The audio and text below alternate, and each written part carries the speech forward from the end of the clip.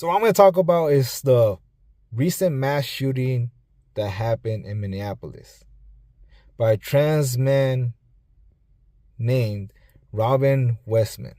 It's sad that these children had no clue about what was going to happen. All they were doing was attending mass and giving thanks to God, praying to God. And this individual that is alleged that he went to this school before he graduated and that his mother worked at this school. So this individual went back to the school he used to attend, allegedly, and ended up firing into the church or the school where children were attending mass. Ended up unaliving 2 kids and injuring 17 other people. Now, I was just reading Advocate, and I believe the other one is HuffPost or something like that. I don't know. I just like to read different sources. I just want to see what each media is reporting, how they're reporting it.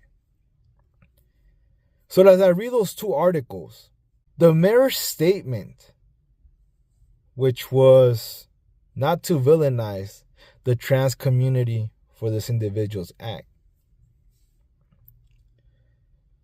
Fine, I can agree to not villainizing a certain race, certain group for an individual's act. But what brought up this act, this cruel act from this individual? What were his beliefs? Where did his hate come from that pushed him to the edge to do something like this? So as I'm reading along, there's this person called Brandon Wolf that I believe is a survivor of a 2016 nightclub shooting.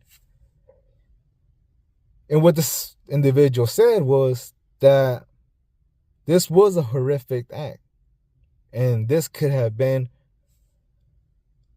preventable if there was more gun reform, more gun control.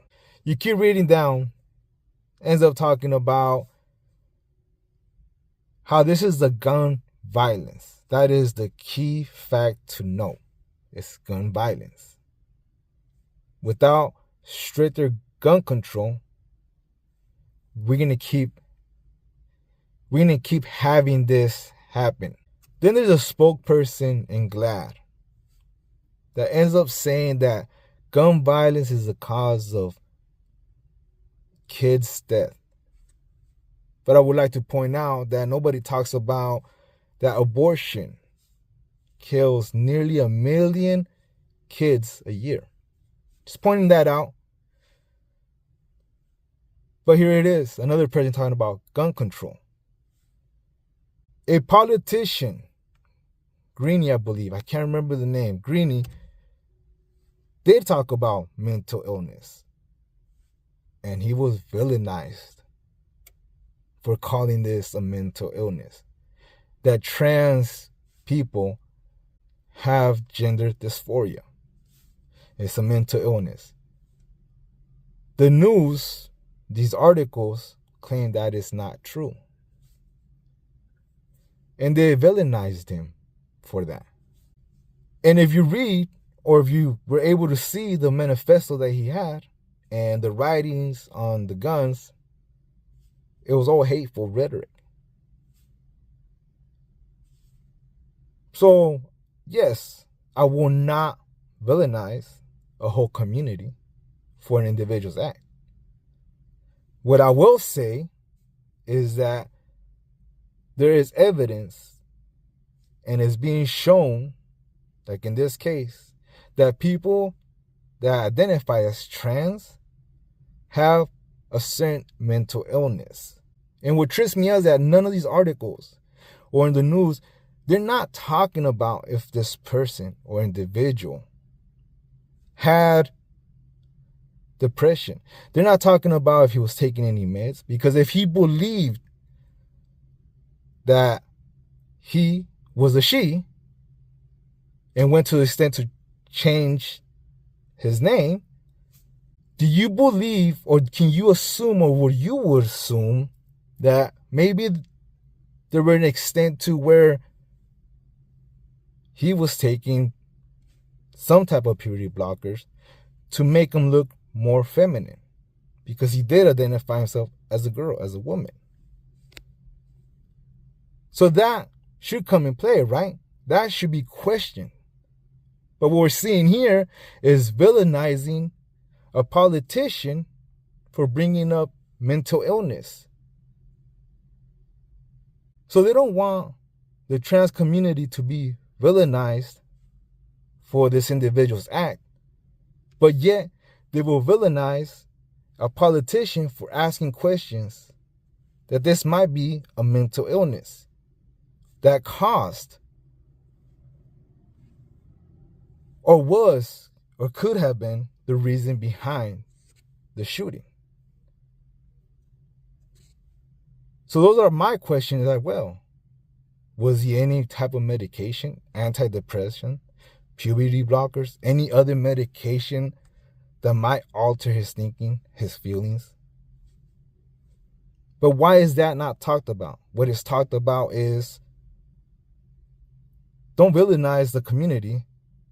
What we need here is more gun control for this not to happen. How does that make sense? But how much of this action that he took, his mental health was in play? So the questions we should be all asking: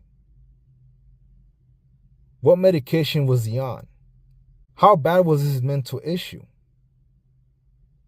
And why is the media only focusing on gun control, but are not asking, could mental health play a part in this? And if so, was he any kind of medications? And if he was, what kind of medications? What kind of effects that medication causes? But they're saying, don't focus on that. Focus on the guns here. More gun control, and this won't happen. I would strongly disagree. I would say if there is more gun control, you're restricting law-abiding citizens from getting guns, from restricting them to get their guns. Because no law has ever stopped a criminal from attaining a gun. But a law-abiding citizen would say, well, this is the law, and I gotta go buy it. So that's what's happening here. More gun control. Mental illness is not a play here. That does not exist with these trans people. Let's not villainize the community. Let's villainize the people that are asking questions. Let's villainize that people say trans people might have a certain illness if they believe something that they're not. Let's villainize those people, but not the trans community. And let's focus on gun control, not mental illness. That's pretty strange. What do you guys think?